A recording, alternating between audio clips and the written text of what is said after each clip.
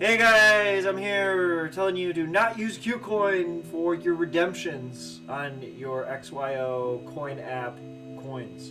Don't do it. It's not working right now. They've got some weird shit going on. Someone was saying that they are hacked online. I don't know if that's true, but they're doing some wallet maintenance. So last thing you want to do is waste your time, get stuck. So until I make another video, this is a nice and friendly warning to not use Kucoin for your XYO coin redemptions. So thanks for checking out this video. I'll see you in the next one. Peace out.